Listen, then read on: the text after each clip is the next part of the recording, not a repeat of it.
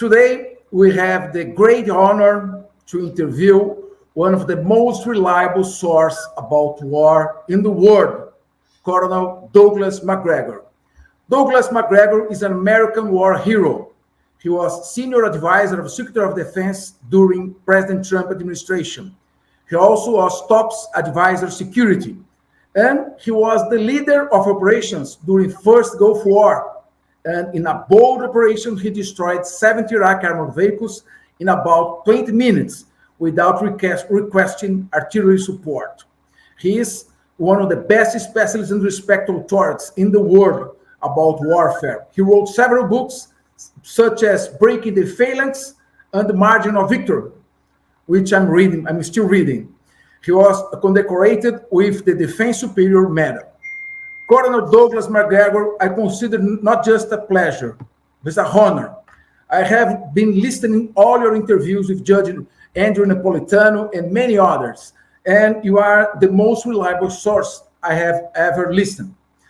Please, my first question is about the mainstream media. The mainstream media has been lying for all the world since the beginning of the war between Russia and Ukraine. I wanted to explain in a very complete way the real roots of Ukrainian-Russian war, the NATO aggressive expansion since 2003, the second invasion of Iraq, and how NATO contributed to this tragedy, and what's really happening in Ukraine.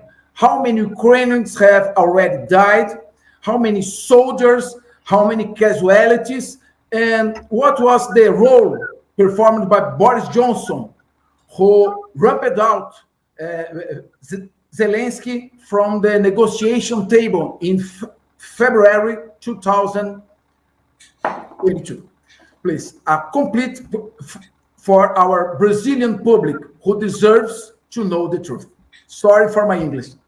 Well, no, listen, your English is much better than my Portuguese or Spanish, so I'll try to make it short and sweet, but you've touched on a couple of things already.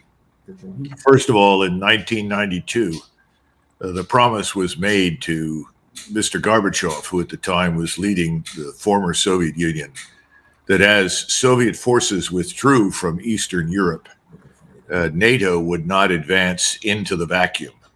In other words, we would not push the borders of NATO further east. Can you hear me? Have you got me? Can you hear me? Now we can hear you, please. So I'll say it again.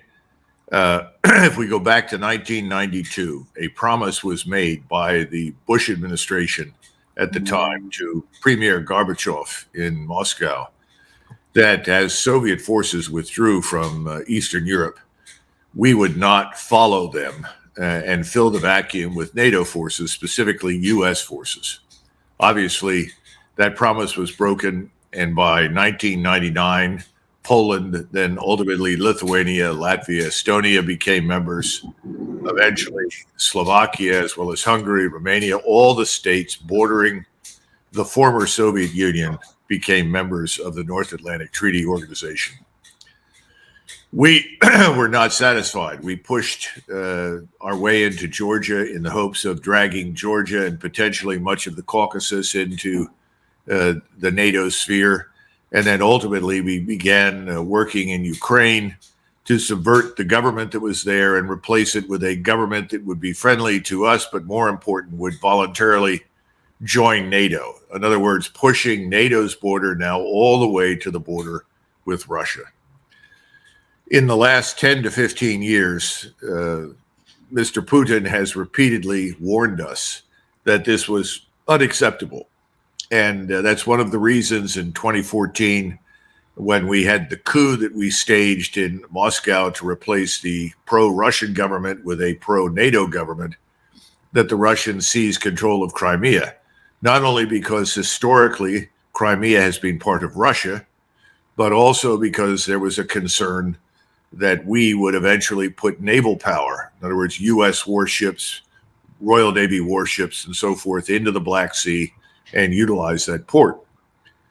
There was also a great deal of evidence that we, because we had left the ABM Treaty and a number of other treaties, the INF and so forth, that we would eventually put missiles into eastern Ukraine that would be in a position to threaten the Russian nuclear deterrent. In other words, that within minutes, we could attack Russian nuclear weapons storage areas, as well as, of course, other military installations and potentially Russian cities. All of this was deemed unacceptable.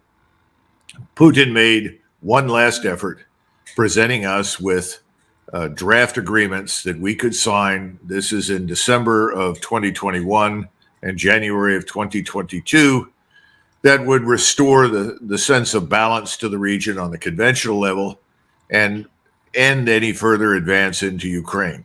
The preferred solution from the Russian standpoint was that Ukraine should be neutral. We rejected all of those out of hand. And in fact, we welcomed a Russian military intervention because we in the West, that is specifically Washington and London, saw it as an opportunity to mire Russian military power in what we thought would be an endless war that would sap Russia of its strength. Now, keep in mind, in the interim, we had this set of agreements. We don't need to waste a lot of time on them because apparently they were meaningless, but they were called the Minsk agreements. And the objective of the Minsk agreements from the Russian standpoint was to guarantee equal rights before the law for Russians in Ukraine. Keep in mind that about half of the population or more that lives in eastern Ukraine is really Russian. And the areas that reach from Kharkov all the way down to Odessa have historically been Russian. Kharkov and Odessa are Russian-speaking cities. And so, Mr. Putin thought that these agreements would allow Russians to finally enjoy equal rights inside Ukraine. Other than retaining Crimea, Russia has never demanded any territory in Ukraine, never insisted on any territorial acquisitions in Ukraine. They simply wanted Ukraine to recognize that a large portion of its population was Russian, spoke Russian, culturally Russian, ethnically Russian.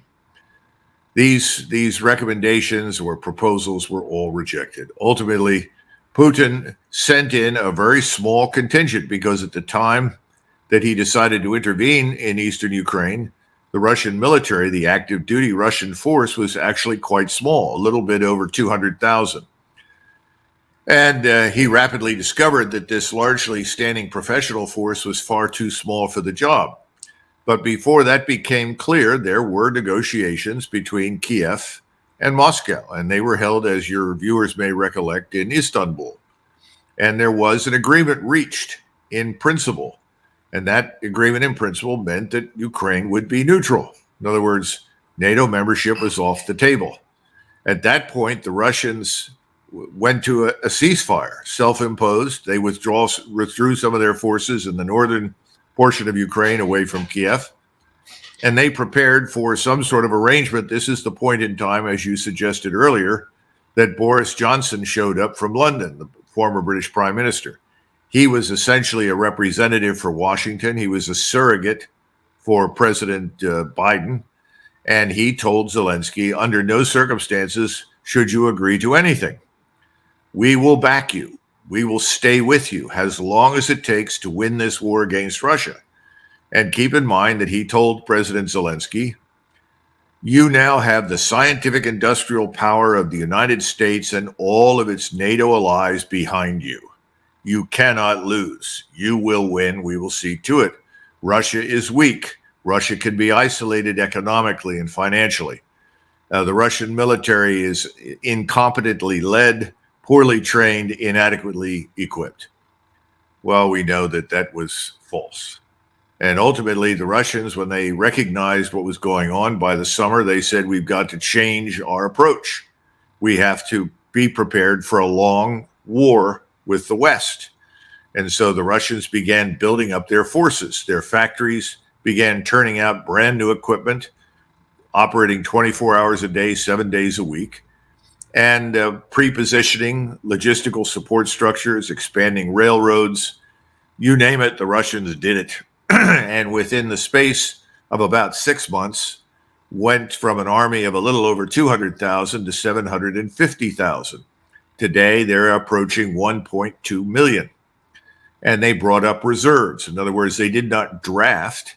They simply brought up reserves. They've continued the partial draft that brings them about 132,000 draftees every year.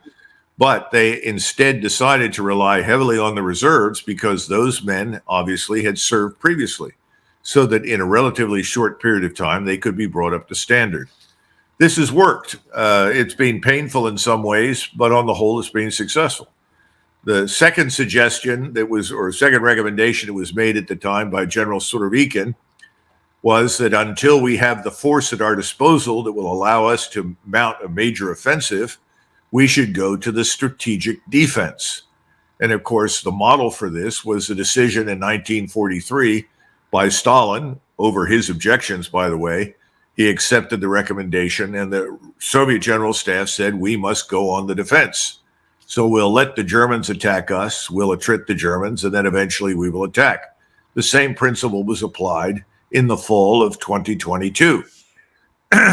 What the Russians never expected was that the Ukrainians would relentlessly, endlessly throw tens of thousands of untrained conscripts, draftees, into this fight, week after week, month after month.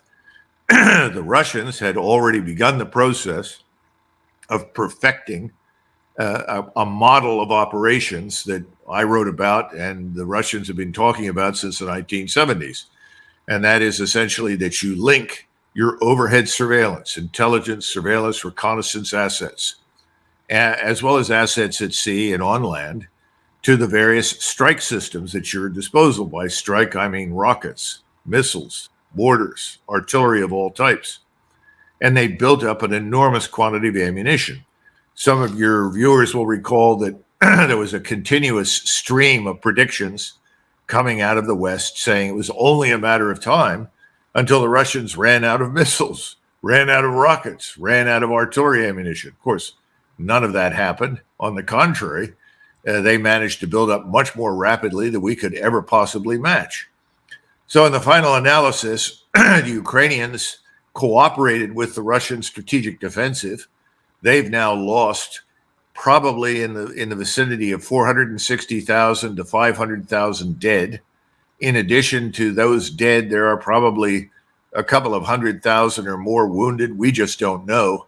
I've had to rely on my sources on the ground over there, people that are in Poland, Ukraine, some actually in Russia, people that went into hospitals and called me and told me that the hospitals were overflowing with wounded.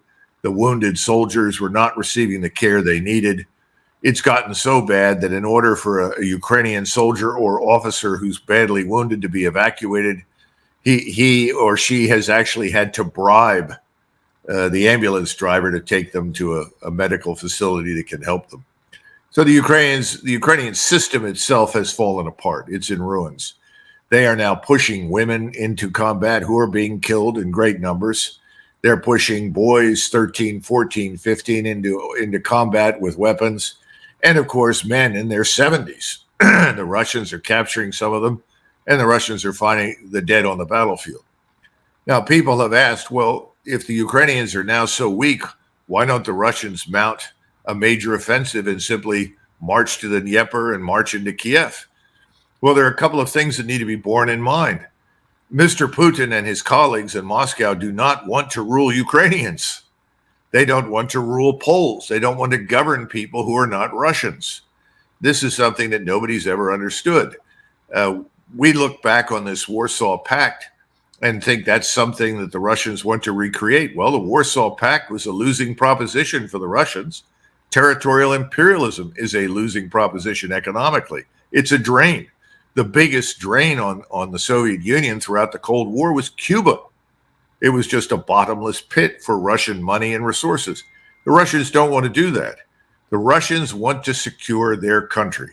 They've now liberated most of the territory and the people in Ukraine who are Russian. They have a set of demands, and I'm sure we'll find out what those are. But I think, as I started out at the beginning explaining what was originally Russian, they'll ultimately want to control those areas from Odessa all the way to Kharkov. It sort of looks like a giant banana in shape if you place it on the map. But they don't want to rule Ukrainians. They know the people in Western Ukraine want nothing to do with them. They're not fools. And the only way that they could be persuaded to march further west if it becomes clear to them that if they don't, the rump Ukraine, whatever is left of Ukraine after the war, tries once again to become part of NATO or becomes a platform for attack against Russia. But otherwise, no, the Russians aren't interested in it. What I think you're going to see is what I just described in territorial terms. And then secondly, they will demand that Ukraine be, whatever remains of it, neutral on the Austrian or the old Finnish model. And then finally, they'll want a representative in Kiev in the government that is there to ensure that Kiev does not become hostile once again and try to undermine or subvert Russia itself. And I think we're close to that. And the sad part is that the people in Washington who are responsible for this terrible debacle are being very cowardly. They should now stand up and say, look, we owe it to the Ukrainians to end this. We will sit with you and the Ukrainians and we will help negotiate an end to this. But instead of doing that, they are flying in privately and telling Mr. Zelensky, we think it's time for you to talk to the Russians about peace. As though Mr. Zelensky has a leg to stand on. He has none. The only thing he can do is sign on the dotted line and agree to the terms that Moscow wants. And what are we doing in the meantime for Ukraine? We're sending them more ammunition. We're sending more money that maintains this corrupt and incompetent state. And we're making matters worse. We're not helping Ukraine in the least.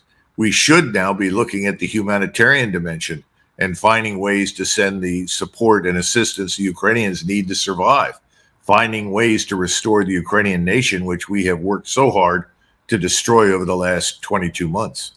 It's really a tragedy, and it never needed to happen.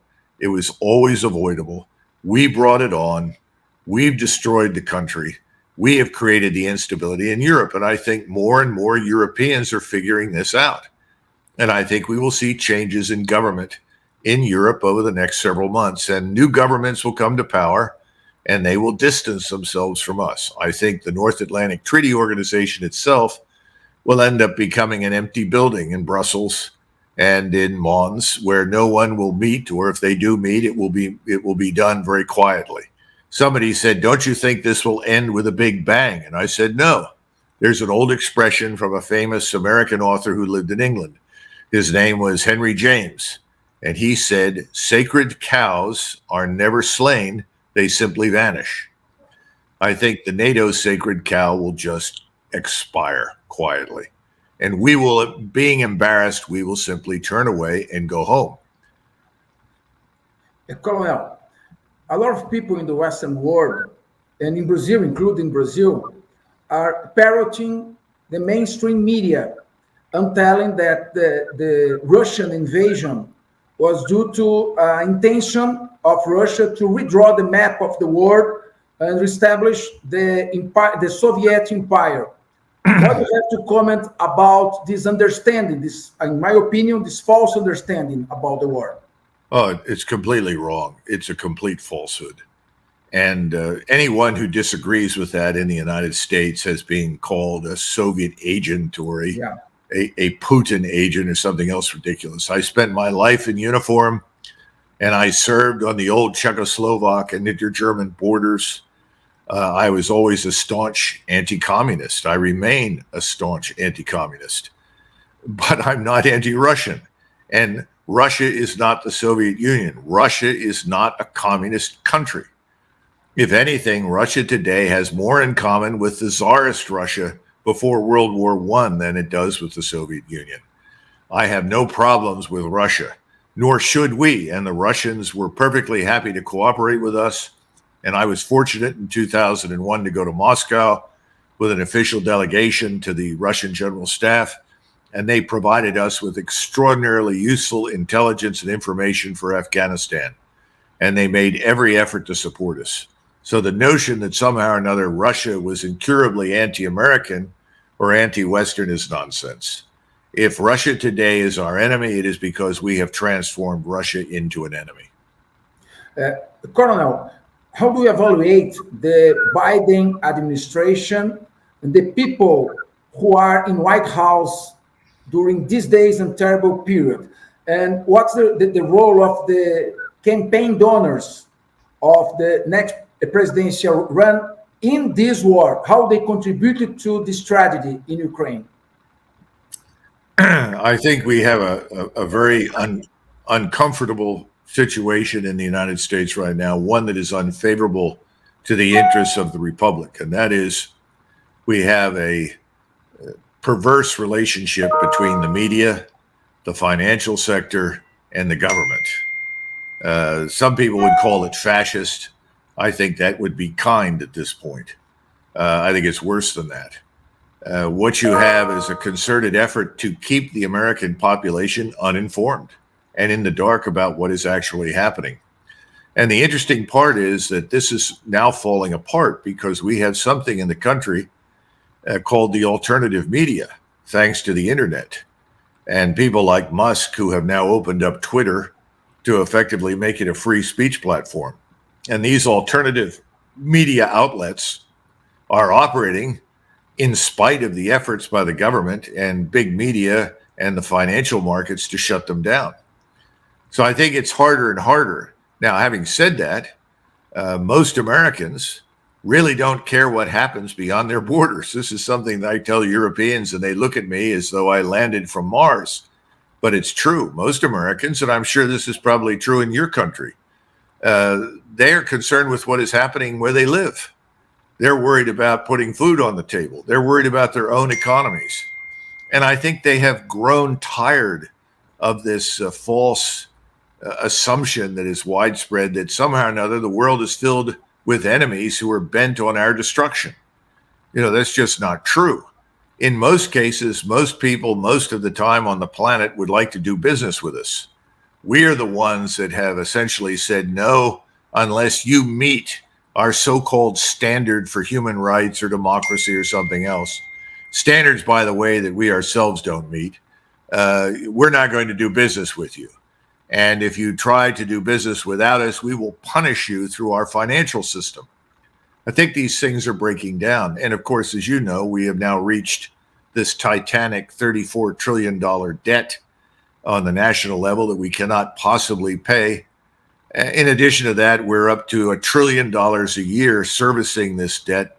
It's only a matter of time until this financial house of cards collapses.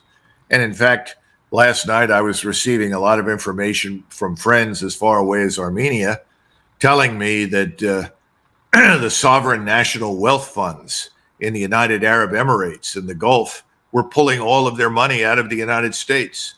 They were, quote unquote, shorting the stock market. I think we're going to see more of that. We've already got problems financing the government because people don't want to buy our debt. Who really believes that if you put money into a U.S. Treasury at 4.5 or 4.8%, that you're going to be paid back in 10 years or 20 years or 30 years? As one financial analyst put it the other day, you'll be lucky if you see that money in 500 years. In other words, we're up against constraints now that we can no longer ignore. And simply printing money is not going to save us. This is actually having an impact right now on our position in the Mediterranean because it's very expensive to keep these carrier battle groups in the Red Sea, the Indian Ocean, or in the Mediterranean floating in perpetuity. And we're trying to tell the Israelis, we can't do it.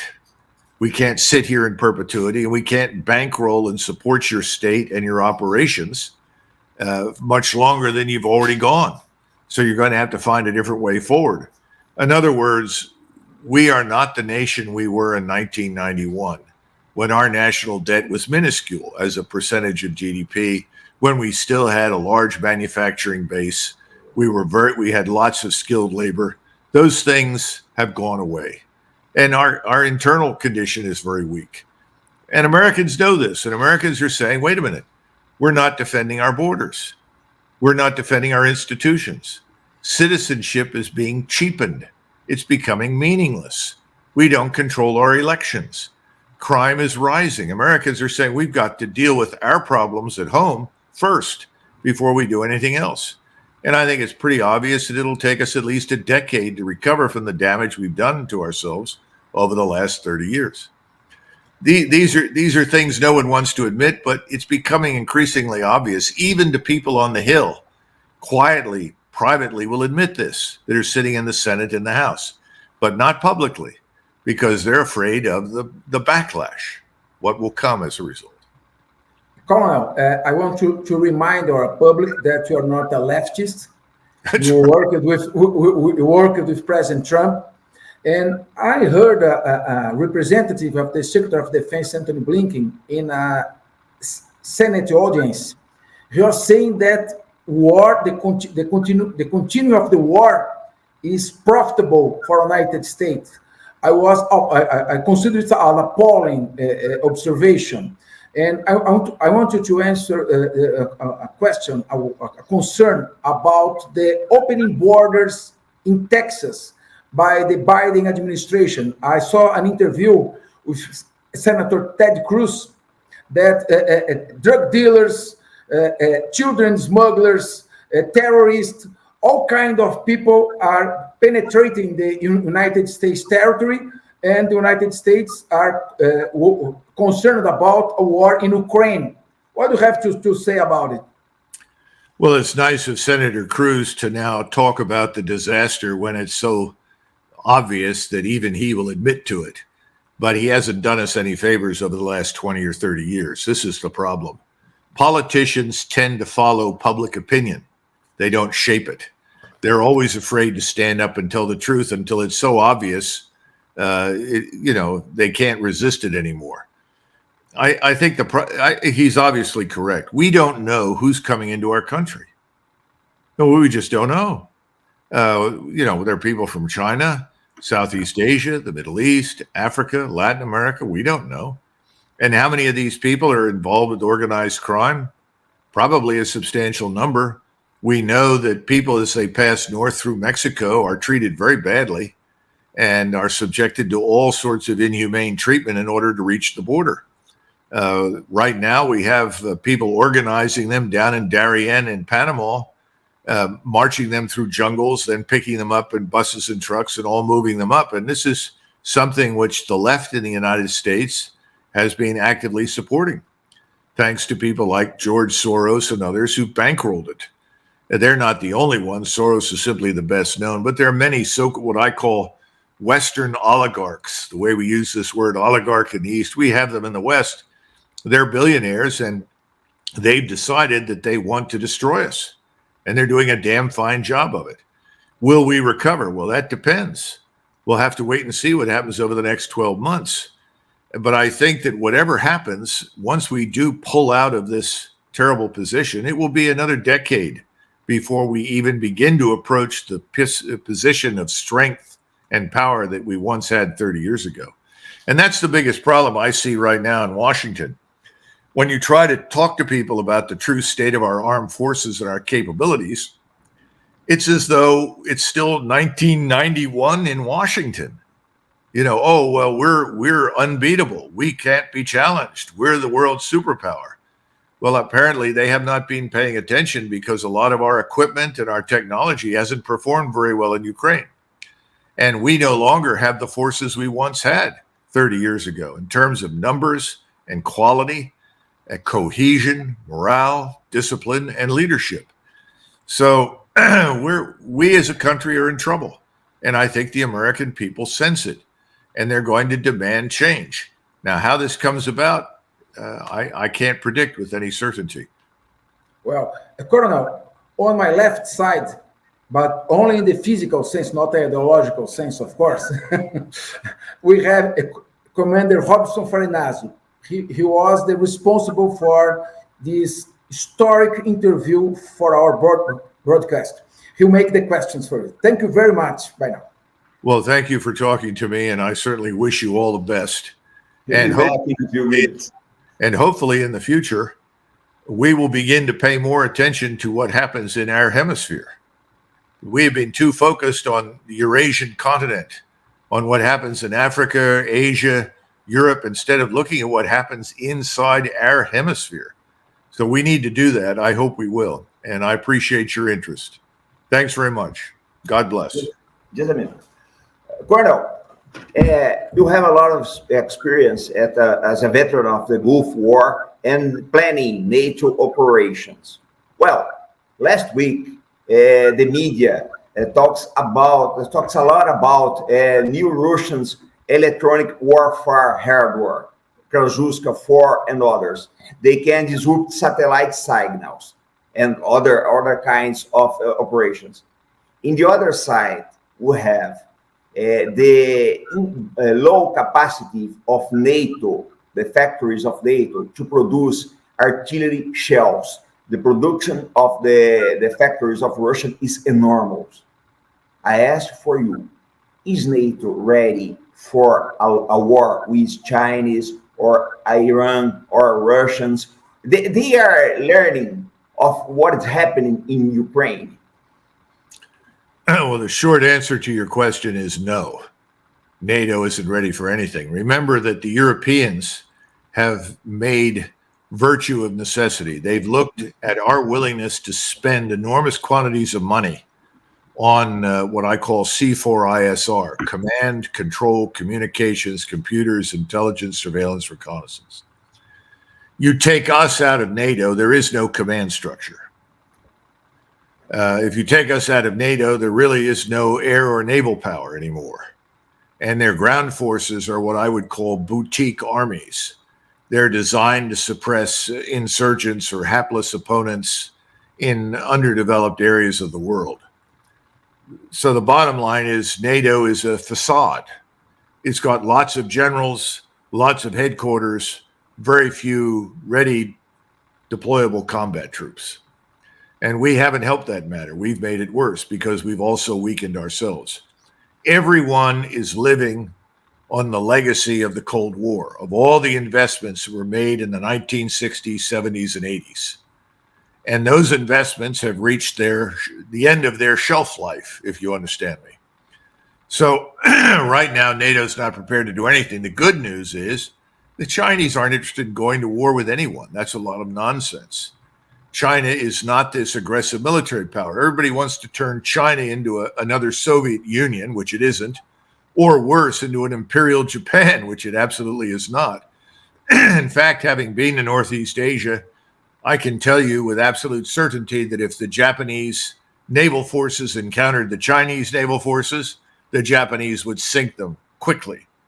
In other words, Chinese power ends at the water's edge in the Pacific. Japan is the real naval power in the Pacific, not China. The Chinese have a total of 6 nuclear submarines. That's assuming they did not lose one recently in the Sea of Japan, which I'm told they may have.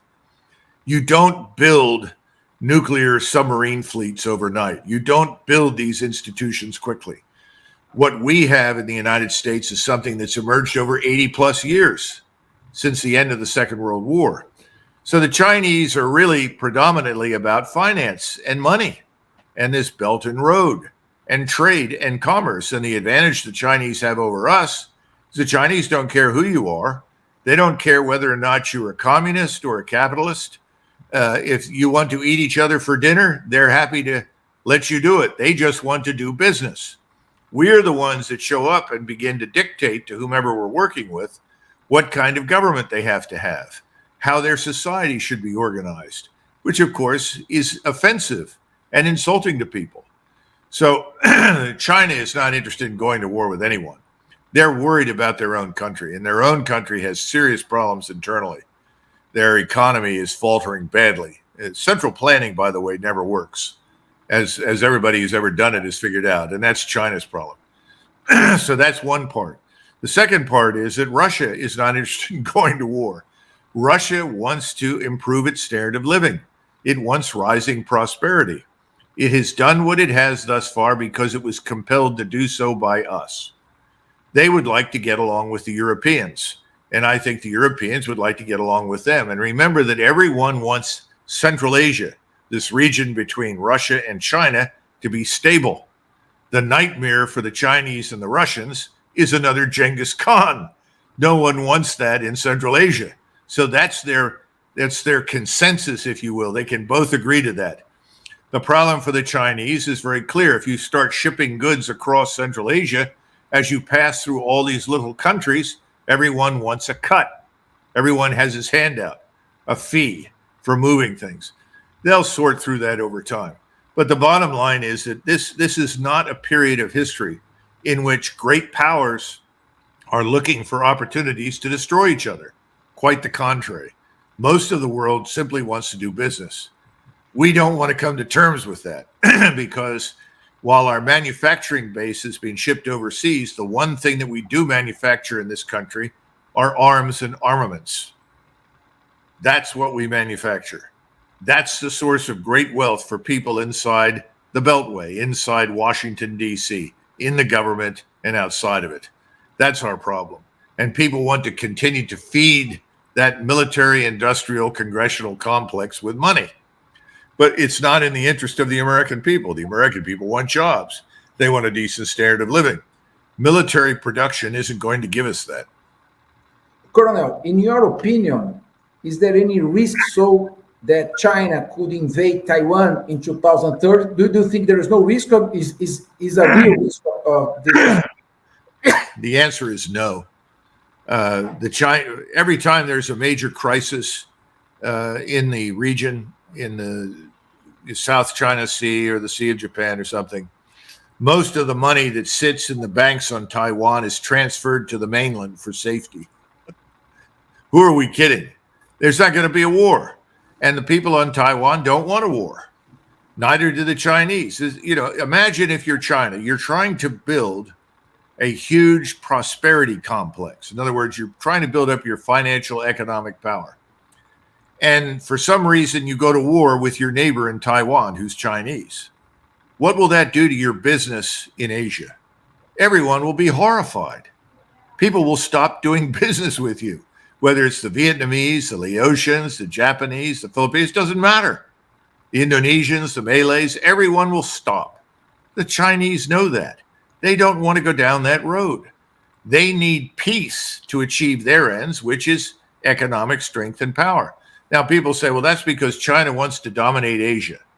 That's misleading. If you go back through the history of the region, first of all, don't compare Europe to Asia. Totally different places, different interests, different people. If you look at the wars that were fought between the Japanese and the Chinese over centuries, they were fought over access to Chinese markets. And in the old Sino-centric system in Asia, in order to get into the Chinese market, you had to pay tribute to the Chinese emperor. The Japanese refused to pay tribute under any circumstances. And so they fought with each other. What was the first thing that Xi did shortly after he came to power? He opened his markets to Japan. He's invited the Japanese to come in and invest. He's buying agricultural products and food from Japan. Never happened before. Was always off the table. Japan and China may have disputes, but they're both too civilized and too interested in doing business to go to war with each other. The real outstanding problem in the region is Korea. And Donald Trump understood that. And he figured out that the way to diffuse the Korean Peninsula was to talk to the Chinese. Russia is the one that has always found North Korea to be a useful puppet in its competition with the West. China does not like North Korea. Xi detests the state. Xi would like to turn the Korean Peninsula over to the Republic of Korea. Why? They do business with the Republic of Korea. You can't do business with North Korea. North Korea has nothing to offer. North Korea is a dead state. It's circling the drain. It survives on subsidies and aid from Russia and China, only because China doesn't want millions of Koreans pouring into China. They've got a couple of million Koreans right now inside Manchuria they would like to get rid of because the Koreans don't like the Chinese and vice versa. We just need to understand what's happening, and Trump did. And he understood that if you talk to the Chinese, you can get the Chinese and the South Koreans together, and South Korea can own the peninsula. But for that to happen, we must leave Korea. We've got to get out. And everyone in Washington blocked that. Why? Because our so-called overseas empire, if you want to refer to it as that, is mortgaged to vanity. Yeah. It doesn't have any value to us economically. Coronel, President Trump also warned the United States should never allow to China and Russia become allies. Apparently, Joe Biden reached this target. Now Russia is cooperating, ramping out the military capacity of China. They are together. And I want to make a question about the Middle East war, Israel against Hamas. The Israeli airstrikes are uniting the Muslim world. Sunnis with Shiites, for the first time, are united against Israel. What are the real risks of an escalation for a regional war involving Turkey, the second largest NATO army, Pakistan, Iran with a missile capacity, with cruise missiles, hypersonic missiles? Are we in the path to a regional war and dangerous war? If we cannot restrain the Israelis and put a halt to what is effectively the cleansing of Gaza, the expulsion of 2.2, 2.3 million people from their homes, if we can't stop that, I would say that a regional war against Israel, and by implication against our presence in that part of the world, is inevitable. And I think that that has begun to sink in. If you look at the statements that Blinken has made recently, who thus far has been an obedient servant of Mr. Netanyahu, he's now saying, no, we need to bring this to an end, and we want to extend the existing truce so that we can bring the hostages out and end the conflict. Will that work? I don't know. The Israelis embarked on a vengeance campaign. The vengeance campaign has turned into an all-out war on Arabs. Throw them out, get them out of, quote unquote, our country, cleanse everything between the Jordan Valley, the Jordan River, and the Mediterranean. I don't think they can do it. And I don't think the Turks will tolerate it. And I doubt very seriously the Iranians will sit on the sidelines if it comes to that. Iran would like to avoid a war. I don't see any evidence that any of the Arab governments want a war. But their populations are enraged. They cannot ignore the wave of anger and discontent. General Sisi in Egypt is in a very dangerous position because he has refused to do more than simply sit on the sidelines with his forces. And his population refers to him as an Israeli puppet. If you're an Egyptian leader, I can't conceive of anything worse than that happening to you. So Mr. Erdogan is the de facto leader of the Sunni Islamic world. He is playing the role that the Sultan of the Ottoman Empire used to play as the first Khalifa of Islam. And he's made it very clear that he's told Mr. Netanyahu, don't rely on your nuclear weapons. You don't have enough of them to save yourselves. Effectively, that's what he said. He said that Turkish soldiers will fight in Gaza at some point.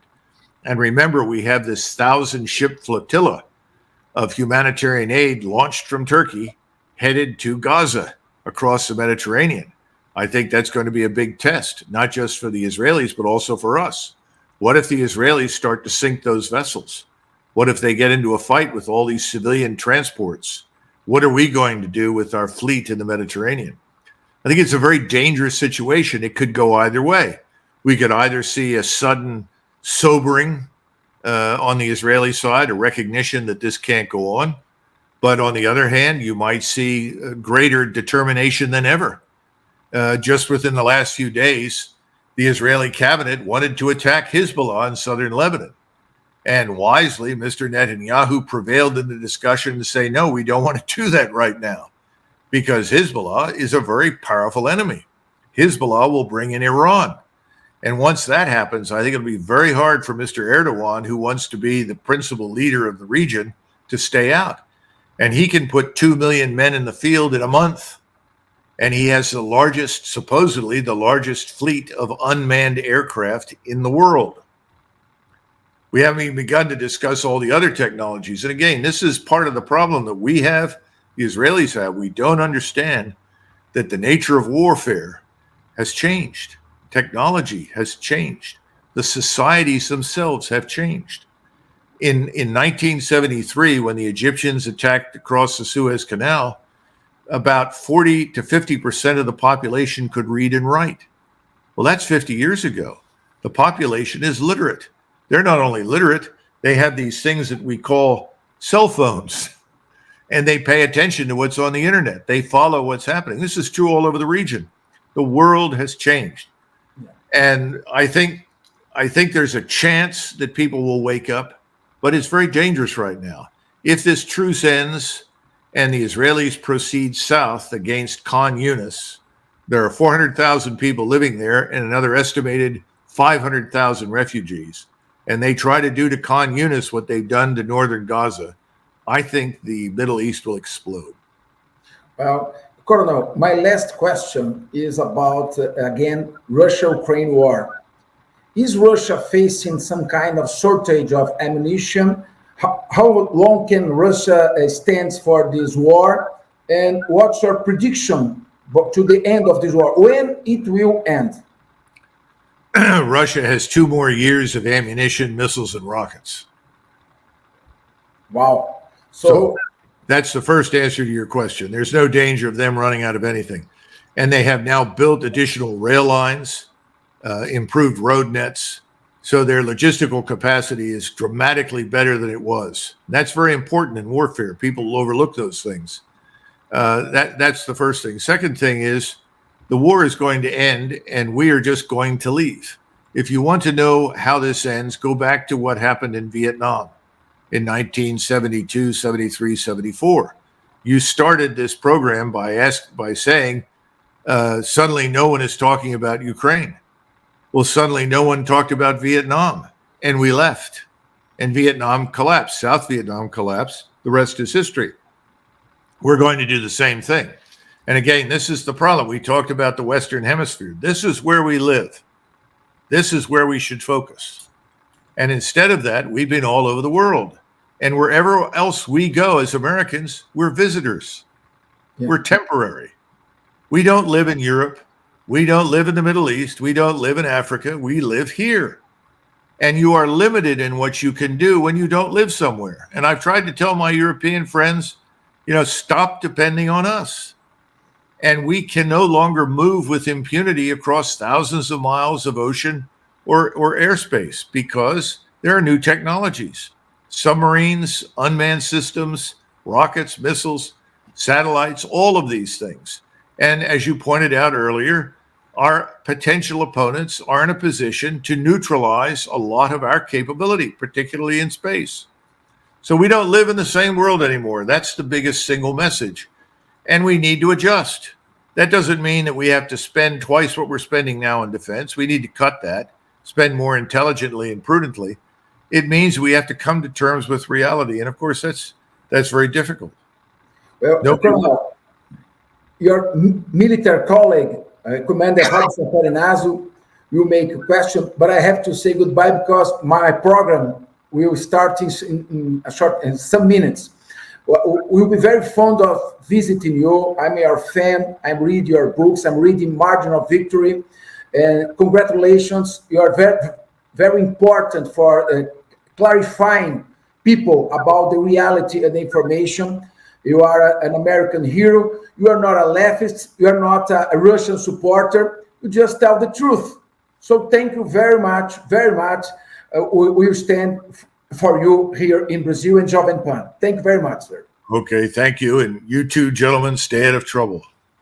Well, my last question is about, in 68, Lyndon Johnson quits a second mandate because things were getting very wrong in Vietnam.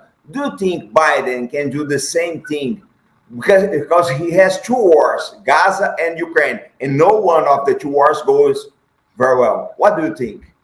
Well, the good news is, as I said before, most Americans are not interested in going to war anywhere. And so if he simply decided to declare victory and come home, he could get away with it. The problem for him is really financial and economic. Remember that in 1968, we were deeply in debt. We had spent ourselves into oblivion. Eventually, we had a very serious financial crisis, and that was solved by Richard Nixon. He took us off the gold standard.